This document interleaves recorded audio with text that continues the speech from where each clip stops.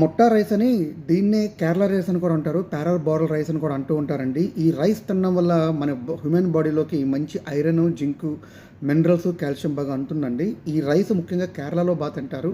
పాలక్కడ్ అనే ఏరియాలో ఈ రైస్ బాగా ఫేమస్ అనమాట. ఈ రైస్ని మనం మామూలుగా మన సోనా మసూరిలా కాదండి. ఈ రైస్ని ఫస్ట్ ఆఫ్ ఆల్ మనం 2 to 3 అవర్స్ బాగా సోక్ చేసి నానబెట్టిన తర్వాత కుక్కర్లో 3 to 4 విజిల్స్ వచ్చిన తర్వాత ఆ అన్నాన్ని బాగా వార్చిన తర్వాత ఆ అన్నాన్ని ఆరబెడితే ఇలాగ అవుద్ది అనమాట. లైట్ బ్రౌనిష్గా గ్రేష్గా ఉంటుంది. సోనా మసూరిలా ఉండదు, చాలా బాగుంటుంది. మరి ఈ రైస్ అనే దానికి కారప్పొడులకి, పచ్చళ్ళకి, వేపుళ్ళకి సూటబుల్ కాదండి. ఈ రైస్కి మంచి పులుసు అయితే బాగా సూటబుల్. పప్పులుసు కానీ, ముక్కల పులుసు కానీ, సాంబార్ కానీ, చేపల పులుసు కానీ చాలా ఫేమస్. మరి అందుకే ఆ రైస్తో మనం కింగ్ ఫిష్ మంచి వంజరం చేపల పులుసు అయితే బాగుంటుందని చేపించుకున్నాను. ఈ కాంబోలో కనుక తింటే ఆరోగ్యానికి ఆరోగ్యం, ఆనందానికి ఆనందం, రుచికి రుచి. మీరు కూడా తినండి, ఆనందించండి. Thank you for watching.